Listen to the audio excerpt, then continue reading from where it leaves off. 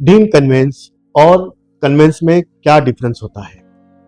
Deem convince और deem convince के difference से पहले हमें कन्वेंस शब्द का अर्थ जानना चाहिए। कन्वेंस मतलब एक बंदा दूसरे बंदे को जो कन्वे कर रहा है, जो ट्रांसफर कर रहा है, उसे कहा जाता है कन्वेंस। और कन्वेंस में क्या होता है कि एक बंदा उसके राइट्स यानी रियल एस्टेट में लैंड्स के राइट जब दूसरे को कन्वे करता है तो उसे कहा जाता है कन्वेंस। अभी डीम कन्वेंस और कन्वेंस में रियल एस्टेट के सब्जेक्ट के इसमें अगर चेक किया जाए तो ये ऐसा होता है कि डीम कन्वेंस में लैंड ओनर खुद होके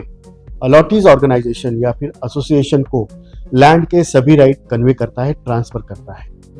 बाकायदा इसके लिए डॉक्यूमेंट बनाया जाता है, उसे हम अपार्टमेंट डीड भी कहते हैं या फिर कन्वेंस डीड भी कहते हैं, कि ऐसा कोई भी डॉक्यूमेंट जो कायदे के अनुसार लैंड के राइट्स एसोसिएशन को ट्रांसफर करता है उसे कहा जाता है कन्वेंस। अभी डीम कन्वेंस क्या होता है कि जहां पे लैंड ओनर खुद होके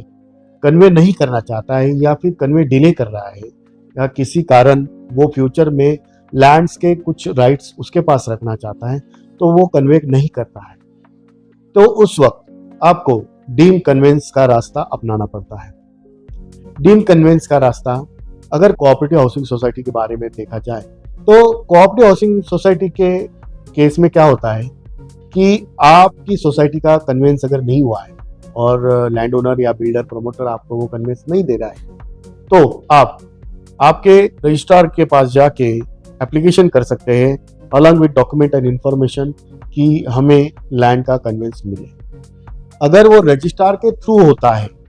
तो उसे डीम कन्वेंस कहा जाता है। इन सिंपल लैंग्वेज अगर हम बात करें तो डीम कन्वेंस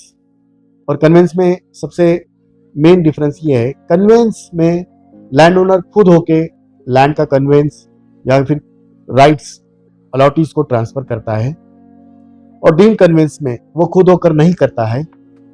अलॉटीज को खुद होके रजिस्ट्रार के पास जाना पड़ता है और फिर रजिस्ट्रार एक आदेश पारित करता है और उसके बाद में फिर आपका कन्वेंस होता है, उसे कहा जाता है डीम कन्वेंस।